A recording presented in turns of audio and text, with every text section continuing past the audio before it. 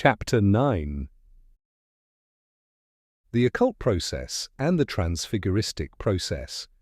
In the last chapter, we explained to you the difference between the sensory functions of the ordinary dialectical man of the masses and those of the group of people who walk the path. This difference is indicated by us when we speak of people walking the left path and those walking the right path.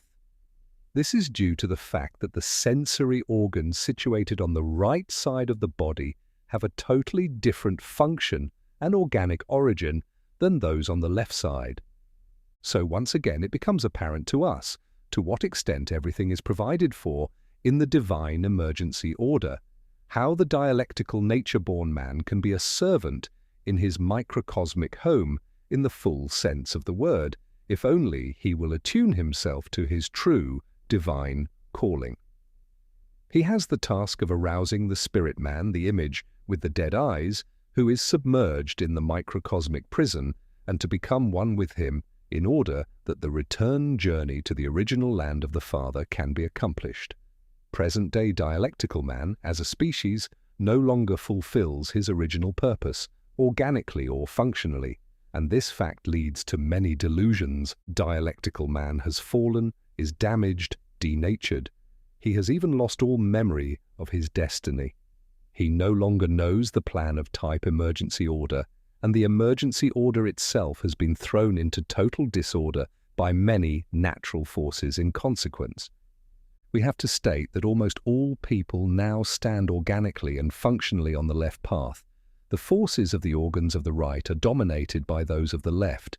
In practice, this means that they are dominated by the eye of nature, by the desire body, by the primordial eye of the spleen-liver system. Those who want to go the path will have to submit to two processes of development which go together. These ought to be distinguished clearly from one another. Both have a totally different purpose. If we were to say to someone, go the path of self-surrender to the other one, go through the rose gate, and awaken the spirit man in your microcosm, sacrifice your eye of nature to the Son of God in you, and therefore go the path of John in the desert, then we are indeed speaking the truth and pointing to what is absolutely essential, but we would be telling a truth which is negative for everyone, for present-day man of the dialectical type cannot simply go the path of John. Present-day dialectical man's being is no longer structurally and organically capable of this. He no longer answers to the type of entity foreseen in the divine emergency plan. If a man wants to walk the path of John, the path of he must increase and I must decrease, then first of all, the nature-born being, the fourfold personality, the mortal shape of the human being, will have to be considered ably restored. It will have to be reconstructed. It will have to go into dry dock in order to become a ship of life of the right path. Only then will man be able to propel his ship of life upon the path of John towards the one. Aim. Man has to become John to be able to be Jesus. Therefore, it sometimes seems as if we contradict ourselves. We have to bring to your attention two essential processes to become John, to be able to follow Jesus over the Jordan. Thus, we draw your attention to the sixth cosmic domain, to the new life field, to the soul world, to the total neutralization of our state of nature. Then we talk to you about the bodily processes and about organs that have to fulfill certain aims. People have sometimes said to us, on the one hand you advocate the neutralization of nature, but on the other hand, the development of nature. How do you explain this? The answer has been given in this chapter. If a machine needs to fulfill its purpose, it has to be prepared and able to do so completely.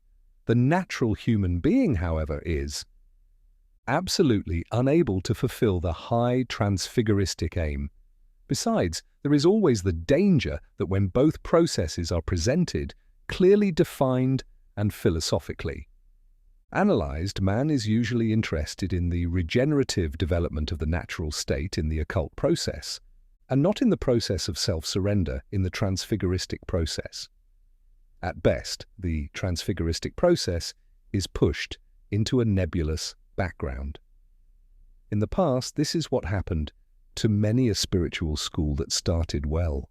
The pupils drowned in the occult process and forgot the transfiguristic one. One was interested in John but did not follow him into the desert on his journey to Jesus. Such a danger is ever present for all spiritual schools. However, the present-day cosmic atmospheric rays would immediately correct such a mistake if it were to appear. The radiations of the new period have taken hold of all people for the new genesis of dematerialization.